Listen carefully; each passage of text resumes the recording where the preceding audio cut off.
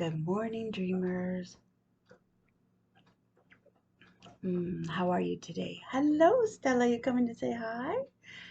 Stella's coming to say hi. Hmm. I'm so glad you're here. We have made it. If you're in my neck of the woods, it is Wednesday. How did that happen? It's Wednesday. Anyway, it is what it is. One of the things that Carl and I have been talking about, because we're very different in how we approach life, particularly spiritual life, and yet we fit really well. And we were discussing the fact that I like to talk theology, and I have ideas that I'm um, developing, and I talk with periods. Right. So when I say something, I make it sound like it's a hard and fast, and I've made a decision about where I stand on something or how I view something, and in my mind that I've had a question mark at the end of that, but the way it comes out and with my tonal delivery, it actually sounds quite firm, and so with that comes an arrogance, right? And so I have developed over the years to realize that people think that I'm arrogant. Like, well, if Marilyn said it, we got to do it. And it's like, no, that's not what I was meaning. I just was asking a question.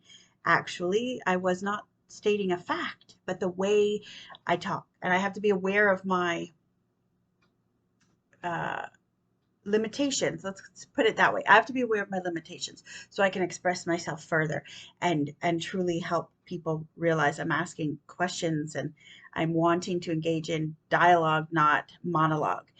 But I sound like I just want monologue, right? And so anyway, it's one of those things we were talking about, and and then we were discussing the fact that I'm in so many discussion groups, and he just said sometimes I can feel like behind on things because I went to Bible school, but I didn't come away with a degree for pastoral, whatever, right? Like, and um, and so sometimes some of the things we talk about, especially when I do stay decently current on the religious trends, particularly in the Twitterverse and whatever, just I kind of know what's going on. Whereas when he's on the road so much, he doesn't, and there's no, and quite frankly, it adds a lot of stress to life. So why bother? Why bother? Why do I do this to myself? But we were talking about it, and so sometimes we can discuss things as friends, and he's sitting there and he's watching this go over his head, and it's not because he's not capable of understanding; he just hasn't heard the news or the whatever, right? So, um, anyway, it's one of those things where we're very different. And what I said was, because he says, I sometimes feel like I don't measure up, and I went, whoa, hold the phone. Wait, wait, wait, and wait. What these people, myself included, that discuss theology all the time, what we have going for us is that we have discussions.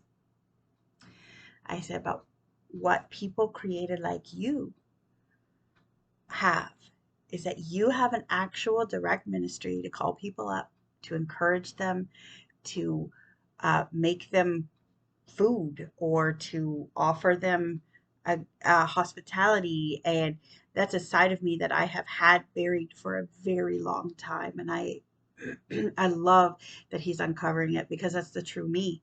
That's where Grandma's Table comes from, is I want my home to be a safe place where kids can come, where people can come regardless of what's going on. And you have a safe place to simply be. And last night I watched Carl's influence on my kids happen. There was a friend who had a shift, and Hannah and Jimmy purposefully went to that place of employment to encourage her during her shift. And they took a friend from school with them, and he got to hang out in a very positive environment. And they had gone to the mall and they purchased some things, and Some of the things they purchased were, um, they had Carl's favorite Disney character on them. And I'm watching them. They're already good friends. They've had an excellent foundation, but I'm watching my children blossom because it's not about preaching at their friends and saying, but I think this and I think this and I think this. It's not about that. It's about the doing. It's about just being with someone, just existing in their space and encouraging them. That is far more good news of the Lord Jesus Christ than knowing, determining what happens when we die. It's far more bringing the good news of the way of Jesus Christ than worrying about the rapture. Like, the way of Jesus Christ is a way of living. It's not a way of constantly thinking about the future.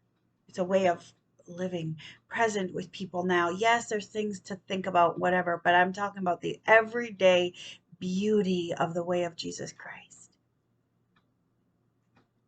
is welcome. Is you're welcome here. And you better eat some cookies along the way. And yeah, the rest we'll just figure out as we go through life together.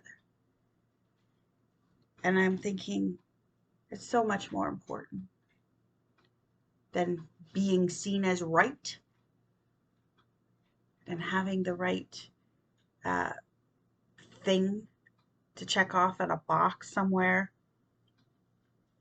a theological box. Just being. So have a fantastic day today, and whomever God has brought into your life, just be with them. Help them learn how to dream again. Help them learn how to smile and laugh again. There's nothing like it. Nothing like it. Don't give up your daydream. Know that I love you. Bye.